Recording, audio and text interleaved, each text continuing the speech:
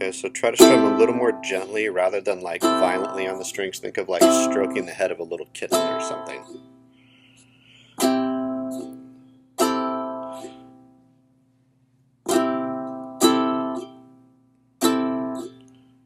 So for comparison, I'm going to pivot this towards me and strum, and then we'll look at them kind of back to back on the video.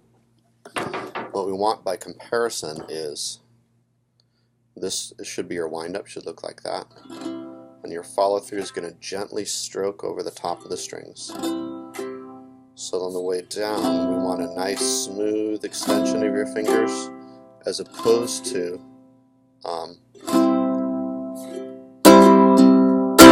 like instead of smacking, we want very lightly. Okay. At the top of the string, since the fingers are curled up, yeah, I have a lot of travel I can do with my fingers. Like that. So at the end of the strum, if we show from this angle, this will show some too. And I can send this video to you. Okay. At the end, so this is our wind up. Yeah.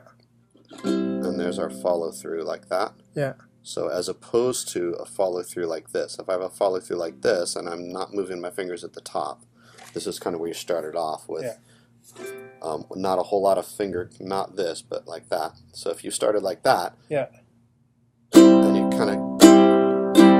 Oh, I see what you're saying. Because of the finger motion and the tension, you're getting more arm motion, because the only way to strum at that point, here's the front view of this, the only way to strum at that point is to move your whole arm. Yeah. When you really want your arm to stay put, you can control it all by comparison. Just a very light. So you've got a good ukulele, so you can strum it really lightly and it'll make plenty of tone. So the difference in tone between this and this. Okay, so let's go back right now. The uke's probably about 4 inches too high right now. It's kind of sitting up like this. Okay. So you want it to be so that you're kind of right in front. I'm going to pivot back to you now. We'll film a little bit more of you.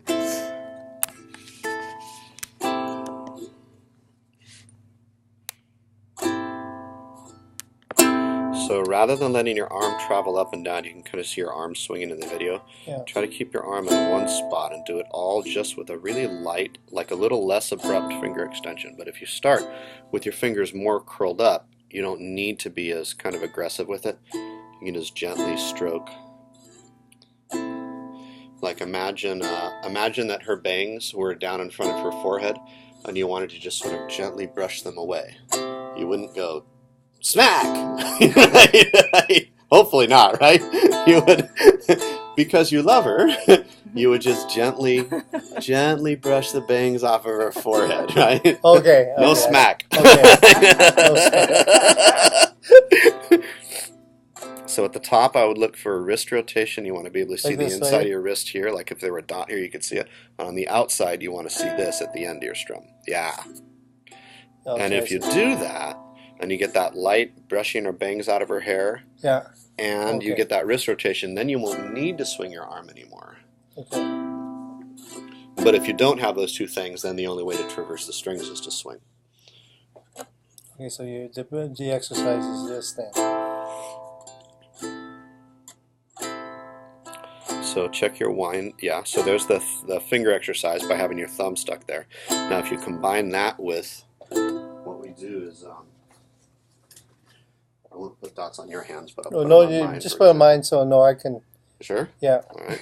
Well, I don't So mind you because want to see the outside of your wrist, and then you want to see the inside of your wrist. So when you strum, you want to see the 2 green dots. There you go. And at the end of your strum, you can see that one. Oh, I see. So on the way up, try just one finger. One finger. Yeah. One finger. Yeah. One finger like that. It ends up like this. Back to your ends up like position. this. Yeah. Okay. Okay. Thank you. So let's see. Let me try it? save this and we'll upload it to you.